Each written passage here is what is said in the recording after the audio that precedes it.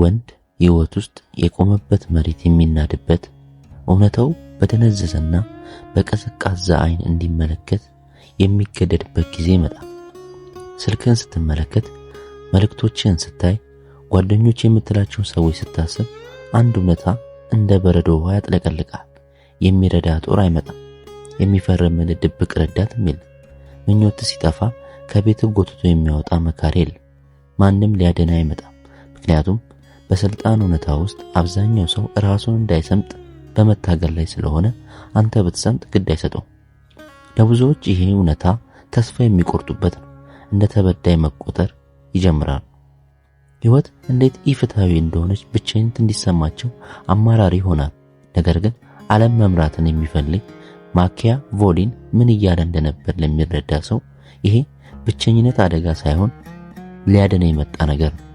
የኛ ሌሎችንም ማስተያየቶች ማገልገል አቁመ የራስን ሕይወት ንጉስ የምትሆንበት ቅጽበት ነው። ደምጠው ያንን ከባድ ጫና ስለምታውቀው ነው። ማንም ሊረዳ የማይችል ራዕይ ይዘህ ስትረክም፣ ግቦችን ጨርሶ ለማይረዱ ሰው ስታስረዳ ስትሞክር ጊዜን አጥፍተሃል። ለድጋፍ ስሜት ያስፈልጋል የሚል ሐሳብ ደካማ ማህበረሰብ የፈጠረው አደገኛ ውሸት ነው። ማኪያቬሊን እንደሚያውቀው ታሪክ የሚጻፈው በቡድን ሳይሆን ብቸኛ ድክመት ሳይሆን ትልቅ ስልታዊ ብልጫ መሆኑን በተረዱ ግለሰቦች ነው። ምንም ከሌለበት ቦታ እንዴት ኢምፓየር መገንባት እንደምትችል አሳያል። የሚደግፍ ሰው የሌለው ሰው ለምን ይበልጥ አደገኛ እንደሚሆን ታውቃለህ? ምክንያቱም የሌሎችን ጥንካሬ የተዋሰ ሰው ስለሆነ ነው። ያንተ ግን የግድ ሆኖብህ በብቸኝነት ውስጥ የፈጠርከው ነው። ከመሄዳችን በፊት የአእምሮ ቀዶ ጥገና ማድረግ አለብን። ያንን ጎበዝ እንድትባል የምትፈልገውን ጥገኛ ስሜት ቆርጠን ማውጣት አለብን። በጨለማ ውስጥ ለብቻ መጓዝ የሚያስፈራ ከሆነ አሁኑ ተመልሰህ ወደ መንጋው ተቀላቀል። መንጋው ምቾት ይሰጣል፣ ግን ደግሞ ድሃ ያደርጋል። ነገር ግን መንጋው የሚፈራው ሰው ለመሆን ዝግጁ ከሆንክ ስማኝ። የጥገኝነት ተረት መግደል አለብን። በትምህርት ቤት ውስጥ የቡድን ሥራ ግብ እንደሆነ ተምረሃል። ሃይማኖትም እንድትሸሽገው ጉባኤ ሰጥተዋል። ዘመናዊ ዓለም ደግሞ ኔትወርክ ለስኬት አቋራጭ ነው ብሎ ዋሽተዋል። የምታውቀው ሳይሆን የሚያውቅ ሰው ነው ወሳኙ የሚል አባባል መርዝ ነው። በሰዎች ላይ ስትደገፍ ያለነሱ ፍቃድ ምንም እንደማትሆን እያመንክ ነው።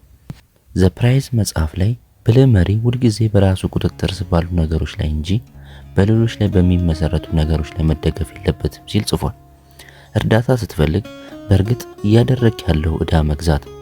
አንተ ወደ ላይ ለመውጣት የሚረዳ እያንዳንዱ ሰው በኋላ ካደረገልህ እርዳታ በኋላ ዋጋ የሚያስከፍል ውለታ ይጠይቃል።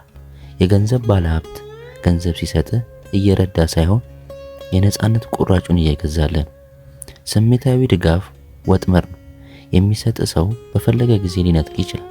የምትፈልገው የደህንነት መረብ ሳይሆን አንተ እንዳትንቀሳቀስ አድርጎ የሚይዝ የእንሸሪት ድር ነው። ደረስከው በሀብታ ጥረት ሳይሆን አሁንም አዳኝ ስለምትጠብቅ ነው። ግቦች ከሌሎች ትናንሽ አይምሮ ጋር እንዲገጥም ስለምትፈልግ ነው።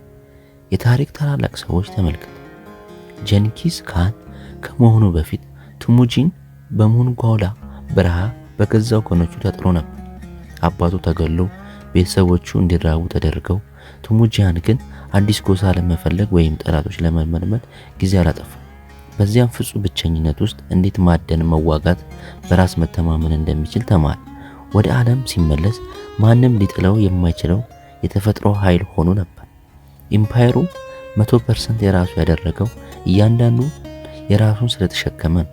ብቸኝነት አሳዛኝ አይደለም፣ ማንም ሳይረብሽ የምትፈልገውን የምትገነባበት ብቸኛ መንገድ ስለሆነ ነው።